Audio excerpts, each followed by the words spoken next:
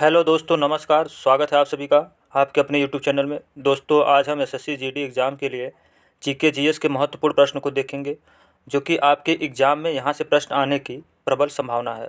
उससे पहले दोस्तों, जिन दोस्तों ने चैनल को सब्सक्राइब नहीं किया है, प्लीज़ दोस्तों चैनल को सब्सक्राइब कर लें। चलिए दोस्तों, स्टार्ट करते हैं। पहला क्वेश्चन है आपका, भारत में वन संरक्षण अधिनियम वर्ष में पारित किया गया था? किस वर्ष में पारित किया गया था? 1988 में, 1980 में, 1976 में, 1974 में। तो इसका सही जवाब क्या हो जाएगा दोस्तों? इसका सही जवाब हो जाएगा 1980। भारत में वन संरक्षण अधिनियम सन 1980 में पारित किया गया था। इसमें वनों की कटाई को सीमित रखने, जैव विविधता और वन्य जीवों को बचाने का लक्ष्य रखा गया था। अगले क्वेश्चन चलते हैं दोस्तों। क्वेश्चन है, निम्नलिखित में से कौन सी नदी तिब्बत, भारत और बांग्लादेश से होकर बहती है? ब्रह्मपुत्र नदी, यमुना नदी, नर्मदा नदी, गंगा नदी। तो इसका सही जवाब हो जाएगा दोस्तों ब्रह्मपुत्र। ब्रह्मपुत्र एक नदी है जो तिब्बत, भारत और बांग्लादेश से होकर बहती है। इस नदी का उद्गम स्थल तिब्बत स्थित मानसरोवर झील के निकट से होती है। अगले क्वेश्चन चलते हैं दोस्तों।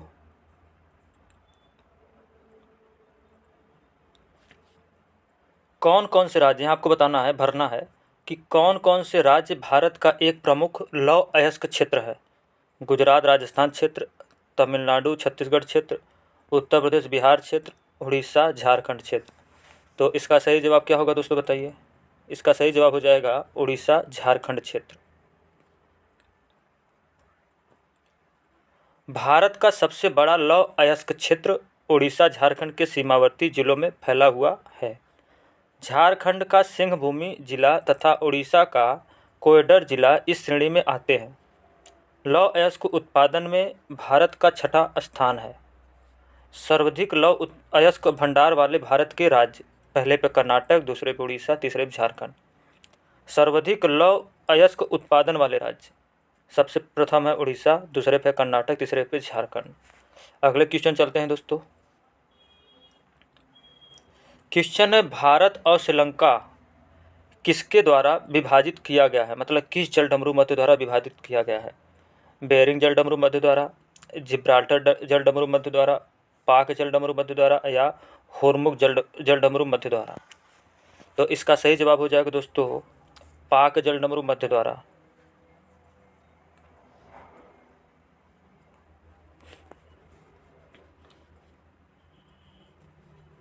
भारत और श्रीलंका को पाक जलडमरू मध्य द्वारा विभाजित किया गया है। यह जल संधि पूर्वोत्तर के पाक की खाड़ी को दक्षिण पश्चिम में मन्नार की खाड़ी से जोड़ती है। बेरिंग जलडमरू मध्य रूस और यूएसए को विभाजित करती है। अगले क्वेश्चन चलते हैं दोस्तों। क्वेश्चन है, सबसे बड़ा नदी द्वीप माजुली निम्न में से किस नदी पर स्थित है? कावेरी नदी पर, गोदावरी नदी पर, ब्रह्मपुत्रा नदी पर या नर्मदा नदी पर। तो इसका सही जवाब हो जाएगा दोस्तों ब्रह्मपुत्र नदी। माजुली द्वीप ब्रह्मपुत्र नदी पर असम में स्थित है। ब्रह्मपुत्र नदी का उद्गम हिमालय के उत्तर में तिब्बत के पुरंग जिले में स्थित मानसरोवर झील के निकट होता है। ब्रह्मपुत्र नदी 3 देशों से होकर बहती है, भारत, तिब्बत और बांग्लादेश। अगले क्वेश्चन चलते हैं दोस्तों। क्वेश्चन है आपका कि खरीफ फसलों को किस मौसम की शुरुआत के साथ बोई जाने वाली फसलों के रूप में वर्णित किया जा सकता है?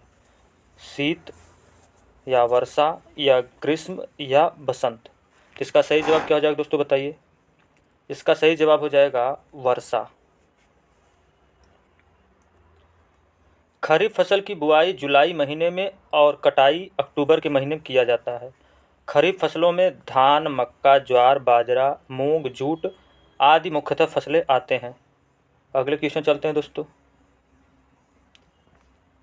नीली क्रांति किससे संबंधित है? कौन से उत्पादन से?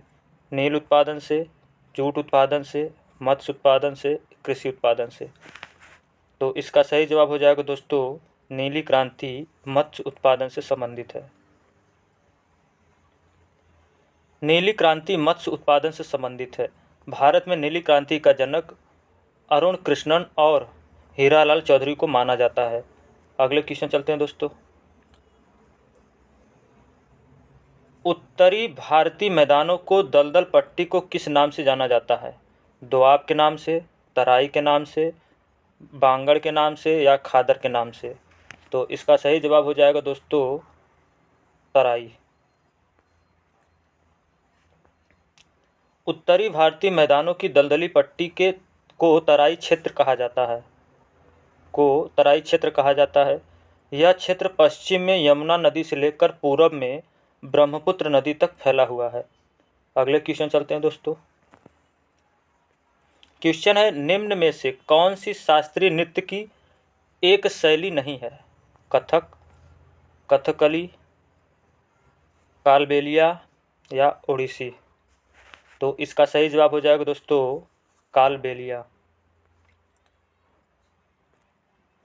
कालबेलिया राजस्थान का एक प्रसिद्ध लोक नृत्य है। कथक उत्तर प्रदेश की शास्त्रीय नृत्य शैली है। कथकली केरल की शास्त्रीय नृत्य शैली है। ओडिसी उड़ीसा की शास्त्रीय नृत्य शैली है। अगले क्वेश्चन चलते हैं दोस्तों। हिमालय की ऊंची ऊंची पर्वतमालाओं में घास के विशाल मैदान क्या कहलाते हैं? हरे घास के मैदान, मारू, भावर, बुग्याल? तो इसका सही जवाब हो जाएगा दोस्तों बुग्याल। हिमालय की ऊंची ऊंची पर्वतमालाओं में घास के विशाल मैदान को बुग्याल कहते हैं, जो उत्तराखंड के गढ़वाल जिले में पाए जाते हैं। अगले क्वेश्चन पे चलते हैं दोस्तों यहाँ से साइंस के क्वेश्चन चालू हो जाते हैं।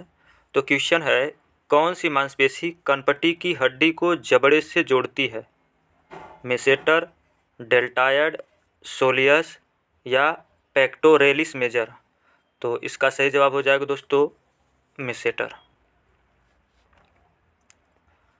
मेसेटर मांसपेशी कनपटी की हड्डी को जबड़े से जोड़ती है। डेल्टायड मांसपेशी कंधे की मांसपेशी होती है। सोलियम मांसपेशी पैर के निचले हिस्से में होती है। अगले क्वेश्चन पे चलते हैं दोस्तों। क्वेश्चन है, टेस्ला किसकी इकाई है? विद्युत की, चुंबकी की, चुंबकीय प्रवाह घनत्व की या धारिता की? तो इसका सही जवाब हो जाएगा दोस्तों चुंबकीय प्रवाह घनत्व की। टेस्ला चुंबकीय प्रवाह घनत्व की इकाई है। धारिता का एसआई मात्रक कूलाम प्रति वोल्ट होता है। चुंबकीय प्रवाह की एसआई इकाई वेबर है। अगले क्वेश्चन पे चलते हैं दोस्तों। सीमेंस किसकी इकाई है? चुंबकीय प्रवाह घनत्व की, विद्युत चालकत्व की, चुंबकीय प्रवाह की, धारिता की? तो इसका सही जवाब हो जाएगा दोस्तों विद्युत चालकत्व की। सीमेंस विद्युत चालकत्व की इकाई है। चुंबकीय प्रवाह की इकाई वेबर होता है। चुंबकीय घनत्व की इकाई टेस्ला होता है। धारिता की इकाई कूलाम प्रति वोल्ट होता है। अगले क्वेश्चन पे चलते हैं दोस्तों। क्वेश्चन है, सौर सेल का निर्माण करने के लिए किस तत्व का उपयोग किया जाता है? सिलिकॉन का, सोडियम का, सिल्वर का, सल्फर का? तो इसका सही जवाब हो जाएगा दोस्तों सिलिकॉन। सौर सेल का निर्माण करने के लिए सिलिकॉन नामक तत्व का उपयोग किया जाता है। अगले क्वेश्चन पे चलते हैं दोस्तों। दांतों की सड़न शुरू हो जाती है जब हमारे मुंह का पीएच मान होता है 5.5 से कम, 6.5 से अधिक, 7.5 से कम, 5.5 से अधिक? तो इसका सही जवाब हो जाएगा दोस्तों 5.5 से कम। हमारे मुंह का पीएच मान 5.5 से कम होता है तो दांतों की सड़न शुरू हो जाती है। दांतों का क्षय मुंह में अम्ल के निर्माण के कारण होने वाले दांतों की क्षति है। अगले क्वेश्चन पे चलते हैं दोस्तों। कौन सी गैस सूर्य की परावैंगनी विकिरणों से पृथ्वी की सतह की रक्षा करती है? Nitrogen, ozone, carbon dioxide, oxygen? तो इसका सही जवाब हो जाएगा दोस्तों ओजोन। ओजोन गैस सूर्य की परावैंगनी विकिरणों से पृथ्वी की सतह की रक्षा करती है। अगले क्वेश्चन पे चलते हैं दोस्तों। गैल्वेनीकरण की प्रक्रिया में लोहे पर क्या जमा किया जाता है? जस्ता, तांबा, टिन, एल्युमिनियम? तो इसका सही जवाब हो जाएगा दोस्तों जस्ता। गैल्वेनीकरण की प्रक्रिया में लोहे पर जस्ता का लेप लगाया जाता है। गैल्वेनीकरण या यसद लेपन एक धातु कार्मिक प्रक्रम है जिसमें इस्पात या लोहे के ऊपर जस्ते की परत चढ़ा दी जाती है। इससे जंग लगना रुक जाता है। अगले क्वेश्चन पे चलते हैं दोस्तों। हमारे पाचन तंत्र के किस भाग में वसा का पाचन होता है? अग्नाशय में, छोटी आंत में, पेट में, बड़ी आंत में। तो इसका सही जवाब हो जाएगा दोस्तों छोटी आंत। हमारे पाचन तंत्र के छोटी आंत में वसा का पाचन होता है। पाचन से अग्नाशय और यकृत 2 ग्रंथियां का संबंध है। अगले क्वेश्चन पे चलते हैं दोस्तों। क्वेश्चन है, रक्त का कौन सा घटक रक्त के थक्के बनने में मदद करता है? धमनियाँ, लसिका, प्लेटलेट्स, सिराएं। तो इसका सही जवाब हो जाएगा दोस्तों प्लेटलेट्स। प्लेटलेट्स रक्त के थक्के बनाने में मदद करता है। सिराओं में अशुद्ध रक्त बहता है। दोस्तों जो हार्ट से जुड़ी होती है सिरा, उसमें अशुद्ध रक्त बहता है, और जो धमनियाँ होती है उसमें शुद्ध रक्त अर्थात ऑक्सीजन युक्त रक्त होता है। अगले क्वेश्चन पे चलते हैं दोस्तों। स्वाद में खट्टे खाद्य पदार्थों की प्रकृति कैसी होती है? क्षारकी होती है, क्षारी होती है, उदासीन होती है, अम्लीय होती है। तो इसका सही जवाब हो जाएगा दोस्तों अम्लीय। स्वाद में खट्टे खाद्य पदार्थों की प्रकृति अम्लीय होती है। धन्यवाद दोस्तों। वीडियो आपको अच्छा लगे लाइक करें, सब्सक्राइब करें और दोस्तों सपोर्ट करें। धन्यवाद।